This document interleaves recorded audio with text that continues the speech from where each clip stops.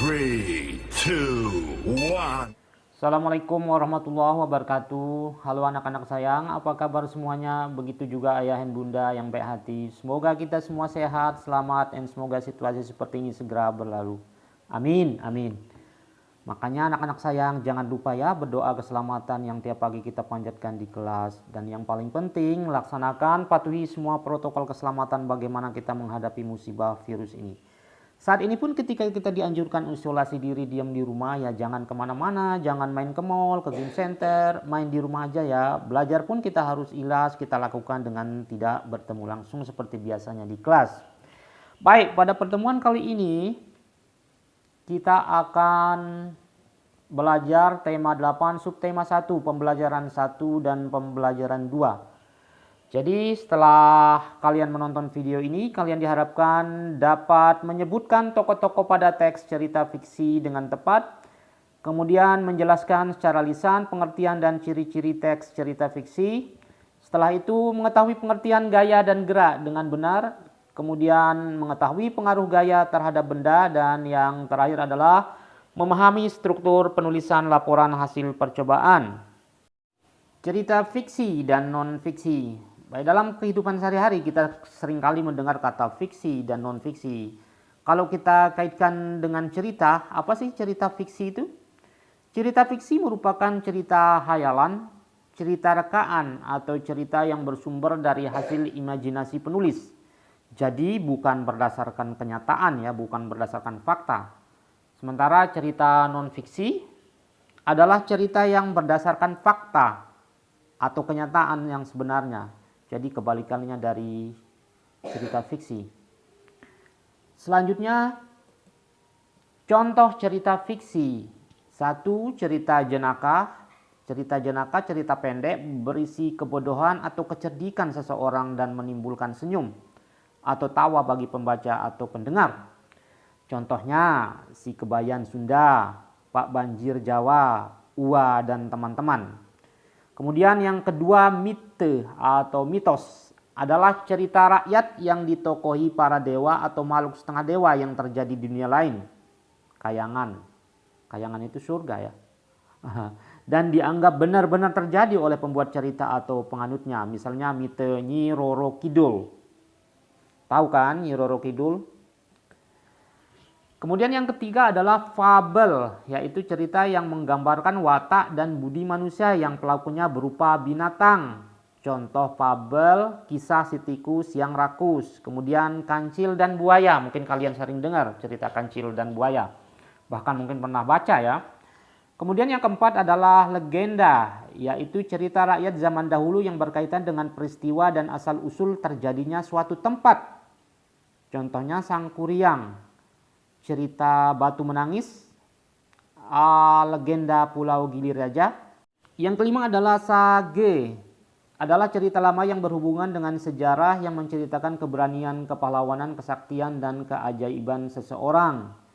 Contoh sage yaitu Calon Arang, Ciung Wanara, Air Langga, Panji Smaradana, dan lain-lain.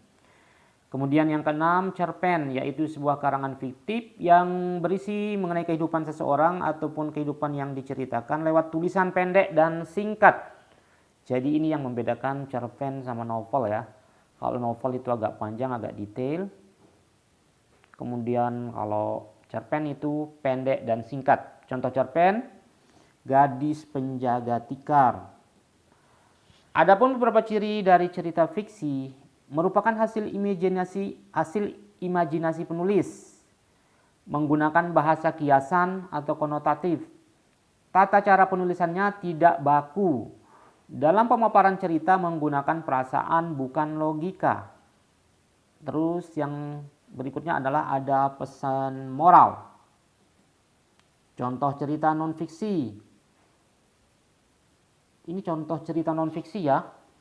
Laporan ilmiah, ensiklopedia, biografi, sains populer, panduan, dan manual. Kemudian ciri-ciri dari cerita non-fiksi. Ditulis menggunakan bahasa formal, menggunakan bahasa denotatif, artinya makna yang sebenarnya. Tata cara atau sistematika penulisannya baku. Dalam pemaparan cerita menggunakan data, fakta, dan logika. Jadi bukan hayalan. Kemudian berisi temuan baru atau pengembangan dari temuan yang sudah ada. Baik anak-anak, coba sekarang perhatikan potongan cerita berikut. Sejenak Toba memperhatikan ikan besar yang berhasil dipancingnya itu. Ikan yang aneh, gumamnya. Seumur hidupnya belum pernah dilihatnya ikan seperti itu. Warna ikan itu kekuningan dan sisik-sisiknya kuning keemasan. Terlihat berkilauan sisik-sisik itu ketika terkena sinar matahari. Ketika Toba melepaskan mata kalinya dari mulut ikan tangkapannya, mendadak terjadi sebuah keajaiban. Ikan aneh bersisik kuning keemasan itu menjelma menjadi seorang perempuan yang cantik jelita wajahnya. Kalau kalian perhatikan potongan cerita ini termasuk fiksi apa non-fiksi? Iya, ini adalah cerita fiksi. Kemudian perhatikan potongan cerita berikut. Ini bukan cerita ya, ini berita. Total kasus positif virus corona COVID-19 melonjak menjadi 172 orang. Untuk kasus yang meninggal dunia disebutkan masih sama, yaitu 5 orang. Terkait dengan data terakhir yang kita rilis adalah 134 orang confirm positif dengan angka kematian 5 orang, kata juru bicara pemerintah untuk penanganan virus corona Ahmad Yuryanto dalam konferensi pers yang disiarkan langsung melalui akun YouTube Selasa 17 Maret 2020. Potongan berita ini fiksi apa non fiksi? Jelas ini adalah non fiksi karena berdasarkan data dan fakta. Baik, pada slide selanjutnya kita diskusi tentang tokoh. Apa sih tokoh itu? Tokoh yaitu pelaku dalam karya sastra. Setiap tokoh memiliki watak atau karakter. Watak atau karakter setiap tokoh berbeda-beda. Watak tokoh dalam cerita dijelaskan pengarang secara langsung dan tidak langsung. Secara langsung, pengarang menjelaskan nama tokoh, gambaran fisik, jalan pikiran, kepribadian, lingkungan kehidupan. Kemudian secara tidak langsung, misalnya melalui percakapan atau dialog, digambarkan oleh tokoh lainnya, reaksi dari tokoh lain, tindakan saat menghadapi masalah. Tokoh utama yaitu tokoh utama merupakan tokoh yang mempunyai peran penting dalam sebuah cerita. Tokoh pembantu adalah tokoh yang mempunyai peran hanya sebagai penunjang tokoh utama di dalam sebuah cerita. Tokoh protagonis adalah tokoh baik yang dikagumi, yang populer disebut dengan hero, merupakan tokoh yang mengajarkan nilai-nilai dan norma-norma bagi kita, tokoh yang baik ya. Kemudian tokoh antagonis yaitu tokoh yang menjadi penyebab timbulnya persoalan atau konflik dan menimbulkan ketegangan yang dialami oleh tokoh protagonis. Tokoh antagonis merupakan tokoh yang berlawanan sifatnya dengan tokoh protagonis. Zaman dahulu ada kisah seseorang putri raja dari Jawa Barat yang bernama Dayang Sumbi. Ia mempunyai seorang anak laki-laki yang bernama Sangkuriang. Suatu hari Sangkuriang berburu dengan si Tumang, anjing kesayangan istana. Sangkuriang juga tidak tahu bahwa anjing itu titisan dewa sekaligus ayahnya sendiri. Kalau kalian perhatikan potongan cerita ini, bisa kalian sebutkan tokoh-tokoh yang disebutkan di sini? Ya, tokohnya di sini adalah Dayang Sumbi, Sangkuriang, dan si Tumang. Kemudian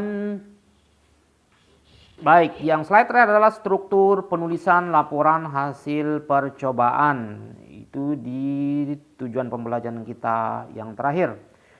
Struktur penulisan laporan hasil percobaan yang pertama adalah nama percobaan, bisa juga sebagai judul ditulis di paling atas. Kemudian yang kedua adalah tujuan percobaan.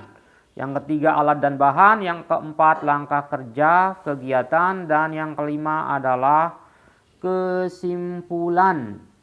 Sekarang kita beralih ke muatan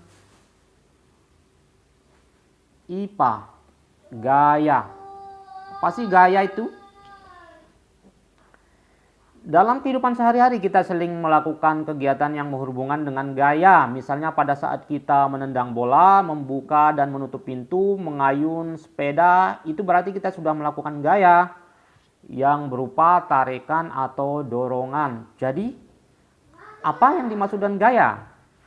Gaya adalah gerakan, tarikan, atau dorongan yang dikenakan terhadap suatu benda. Gaya bisa menyebabkan perubahan posisi, gerak, atau perubahan bentuk benda. Gerak. Nah, gaya dan gerak. Gerak itu apa? Suatu benda dikatakan bergerak jika mengalami perubahan kedudukan dari titik acuan atau posisi awal atau posisi semula.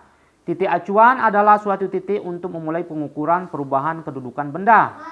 Titik-titik yang dilalui oleh suatu benda ketika bergerak disebut lintasan. Kemudian faktor-faktor yang mempengaruhi gerak benda. A. Bentuk benda. Benda yang berbentuk bundar, bulat, lebih mudah untuk bergerak daripada bentuk lain. Misalnya kayak bentuk 3 dimensi yang berupa kotak. Kemudian ukuran benda.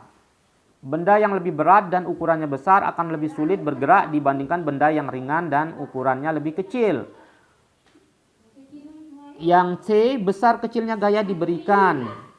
Besar kecilnya gaya yang diberikan. Makin besar gaya yang diberikan, maka benda dapat bergerak lebih cepat. Yang D. Gaya gravitasi bumi. Semakin dekat dengan permukaan bumi, maka akan mempengaruhi gerakan sebuah benda. Kemudian permukaan benda yang bergesekan. Makin luas dan kasar permukaan benda yang bergesekan, maka akan makin menghambat gerak suatu benda. Pengaruh gaya terhadap benda. Gaya mempengaruhi gerak benda. A. Gaya mempengaruhi benda diam menjadi bergerak atau sebaliknya. Benda bergerak menjadi diam. Misalnya, meja atau kursi dapat berpindah tempat jika kita dorong atau tarik.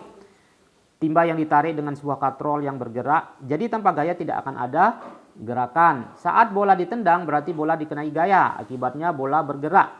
Gaya yang mengenai bola adalah gaya otot, yaitu otot kaki. Atau misalnya ini, sesampainya di SPBU, ayah menginjak pedal rem sehingga mobil berhenti. Itu artinya gaya yang diberikan dari kaki kepada pedal rem akan membuat sebuah benda yang sebelumnya bergerak menjadi berhenti. B. Gaya mengubah kecepatan gerak benda. Dengan memberikan suatu gaya pada benda, kita juga bisa mengubah kecepatan gerak benda itu. Jadi, cepat atau lambatnya gerakan suatu benda tergantung dari besarnya gaya yang dikenakan terhadap benda tersebut. Contohnya, seperti tadi, ketika ayah mengendari mobil, injakan kaki kepada pedal gas akan memberikan gaya kepada gerakan roda di bawah. Semakin dalam injakan pedal gas tersebut, tentu akan meningkatkan kecepatan mobil, kan? Kemudian yang C, gaya mengubah arah gerak benda. Sepeda tidak hanya dapat berjalan lurus, sepeda dapat kita belokkan ke arah yang dibutuhkan. Jika ingin mengubah arah sepeda, kita cukup membelokkan stangnya. Hasilnya arah sepeda akan berubah. 2. Gaya mempengaruhi bentuk benda. Tanah liat dan plastisin merupakan bahan yang lunak. Ketika diberikan gaya dengan ditekan, diputar, ditarik, plastisin bisa berubah dalam berbagai bentuk. Misalnya bentuk buah-buahan, bentuk binatang, dan lain-lain. Baik.